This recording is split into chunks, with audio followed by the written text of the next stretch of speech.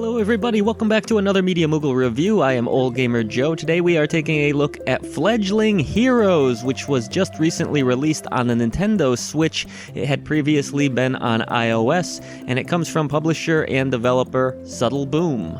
They are describing this one as a 2D flap 'em up, which I quite enjoy, though if you've played any kind of runner-type games before, then you kind of know what to expect here, though there are a few different gameplay mechanics that kind of switch things up in some interesting ways. Fledgling Heroes has you playing a variety of different levels with a variety of different birds. You really only have the A button to concern yourself with in this game, and you'll need to mash it in order to fly upward, or to float downward, or to press and hold it so that you can glide your way through a level, depending on the situation. I say mash, but this actually isn't really a full-on mash fest. There's a bit of a rhythm involved in this game, and in order to collect the coins and various other objects, including ones which can spruce up your levels that you can create in the level designer that's included, you will need to find that rhythm and go to the different areas that are scattered across these levels. The majority of the levels in the game have a variety of paths that you can take, usually from underwater to above in the sky. These multiple paths encourage multiple playthroughs of the same level in order to achieve different goals and collect all of the feathers, which is the real goal of progression in this game,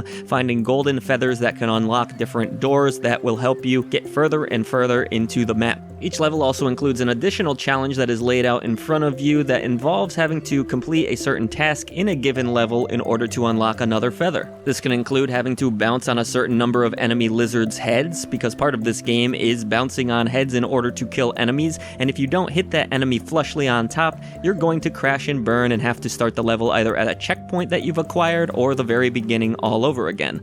That said, these levels are pretty short for the most part, 35 seconds to a minute tops maybe, with the main idea being quick replayability and mastery over time. Each of the different bird characters that you'll unlock as you play does play a little bit differently from one another. That can include a more flying-based bird, or a bird that can actually go underwater and then resurface above. It was always exciting to unlock a new bird and see how it played differently from its counterpart, and I really did enjoy the overall gameplay loop of this title. Collecting things always feels rewarding. You know me, I love collecting things in video games, and this game has plenty of them, though the majority of them are for a level editor, which is quite easy to use, but is just not really my thing. I'm not a big level editor guy, but it's here, and it's really simple, and I think a lot of people will end up enjoying it.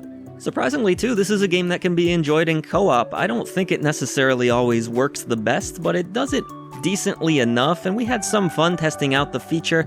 You can eventually catch your opponent if he happens to get tripped up and dies in an area. Just like those Rayman Origin games, your second player or first player, depending who dies first, will inevitably float back to you, and you can pop their bubble to restore them back into the level. But just like those runner levels in that mentioned game, you're going to have the same problem of not being able to keep up with one player, and it can get a little bit frustrating. But you definitely can't help but appreciate all the little bells and whistles that they've added to this package, and with over 90 levels to play through on your own, you really can't complain. There's a good variety of content here, and you don't have to pay extra for any of it either. So whether you just want to blow through the main campaign, collecting all of the different items, which will take you some mastery and time to do, or you just want to mess around with the level editor and some of the collected items that you've gathered, there is a good time to be had throughout Fledgling Heroes for a variety of different people, even though the gameplay is so simplistic. I also quite enjoyed the graphical presentation of this game. It's very lush, very colorful, pleasant to look at, with a variety of different levels from forest to snow. The cartoon-like graphics are really a joy to look at, and it's just a nice overall presentation accompanied by a very enjoyable soundtrack that's rather upbeat and perfectly suitable. While some of the musical tracks can get a little repetitious because of the fact that you're playing through the same levels over and over again, there's no denying the infectious nature of some of these tracks, and they do stick around in your head for long after you've played the game.